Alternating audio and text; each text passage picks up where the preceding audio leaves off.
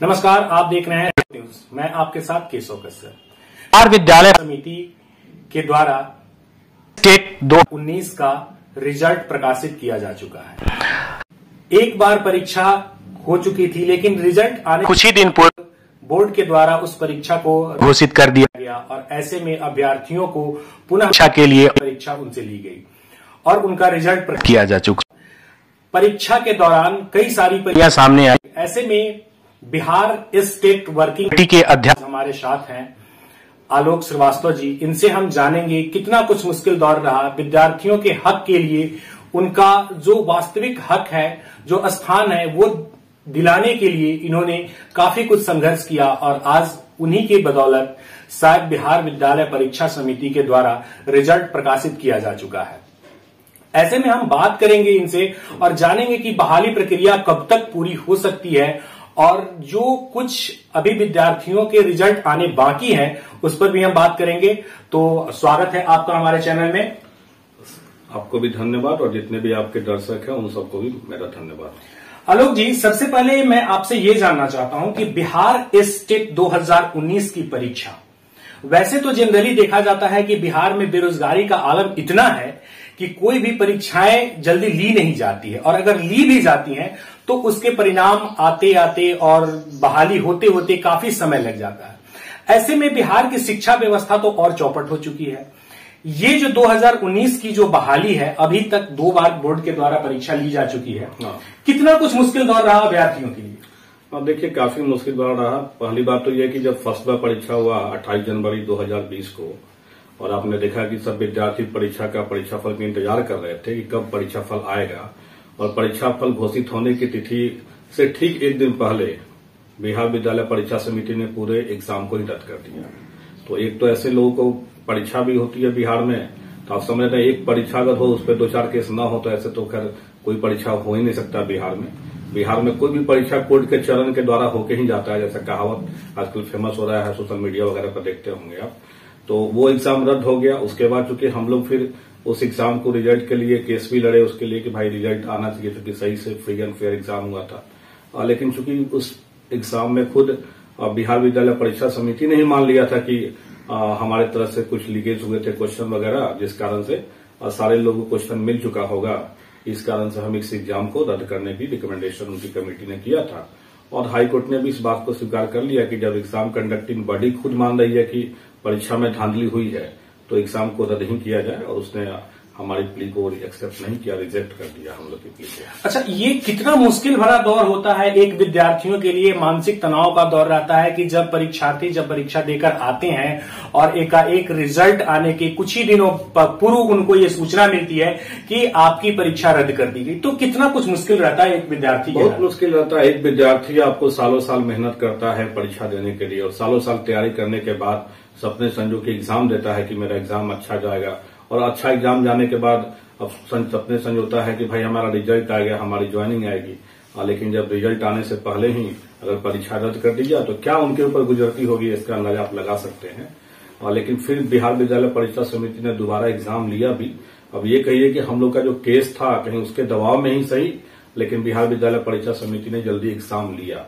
नहीं तो जिस तरह की परिस्थितियां थी, अगर एक एग्जाम रद्द हो जाए तो फिर पता चलता है कि दोबारा एग्जाम होने में सालों साल लग जाता है।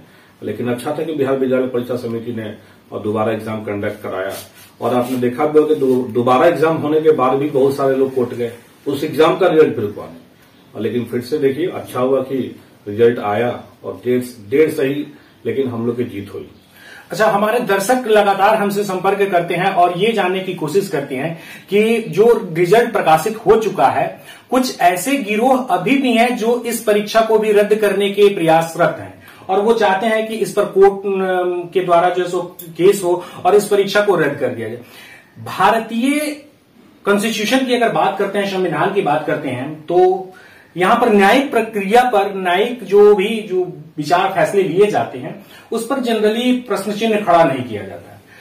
इस परीक्षा का भी परिणाम कोर्ट के आदेश के अनुसार ही आया है।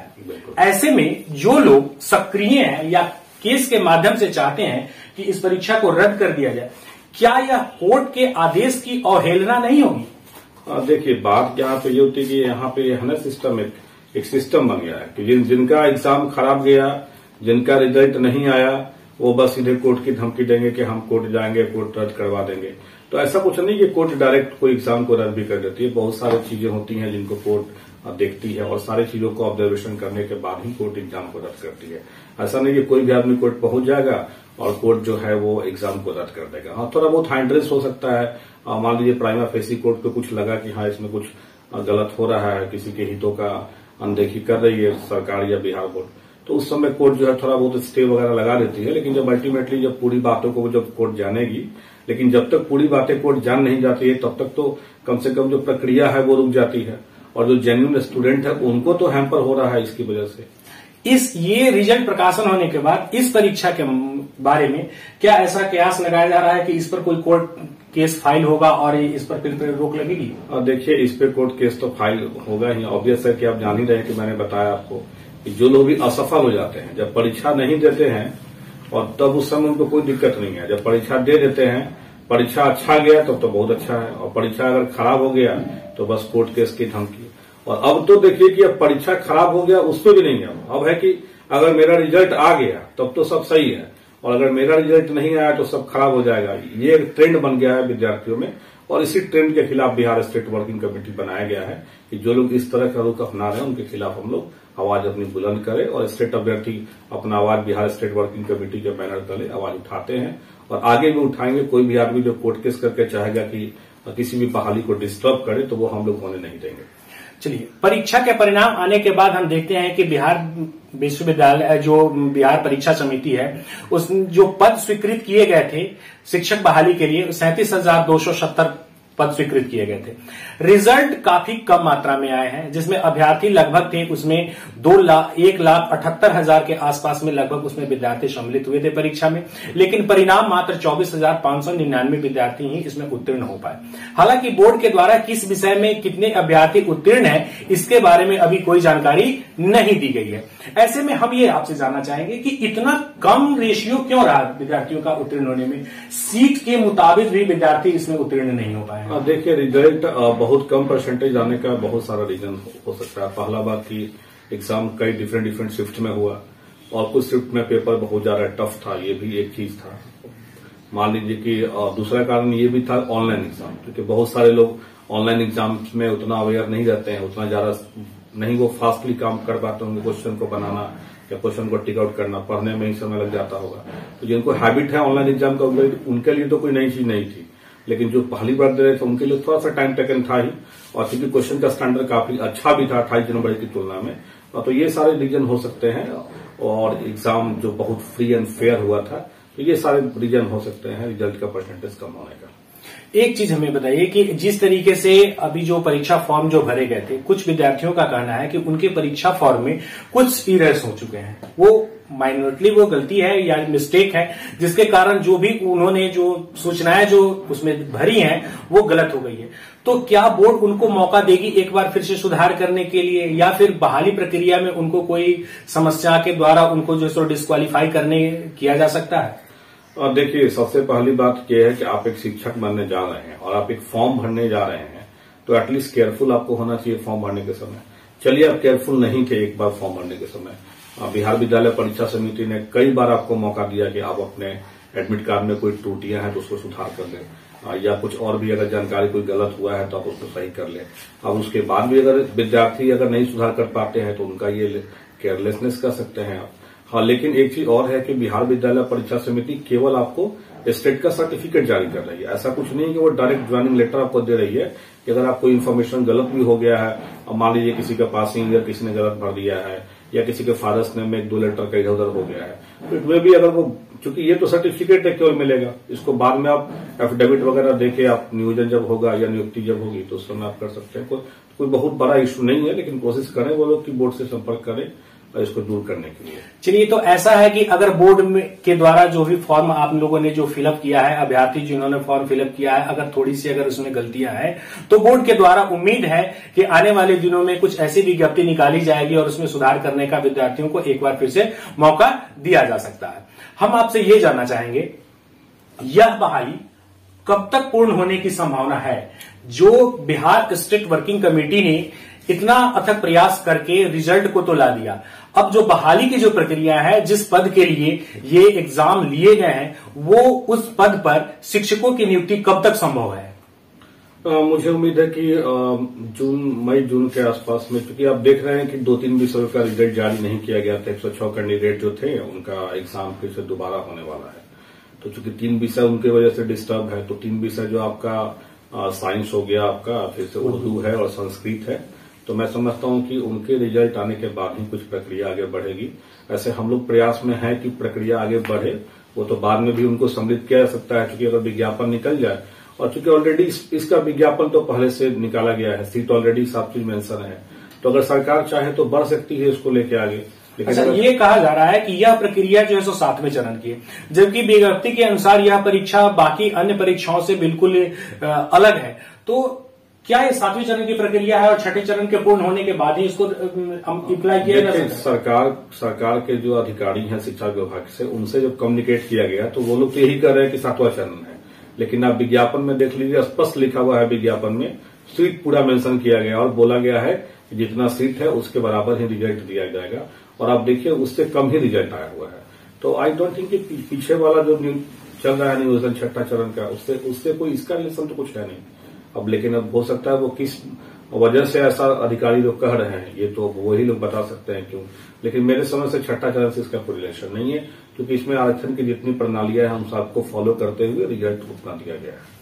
अच्छा, ये बताइए कि जो हमारे दर्शक लगातार हमसे पूछते आ रहे हैं कि नियुक्ति के समय विद्यार्थियों को, जो पास अभ्यर्थी हैं, उनसे कौन कौन से डॉक्यूमेंट जो है सो बोर्ड के द्वारा मांगी जा सकती है, और नियुक्ति प्रक्रिया में उस डॉक्यूमेंट को अभ्यर्थी को तैयार रखना पड़ेगा?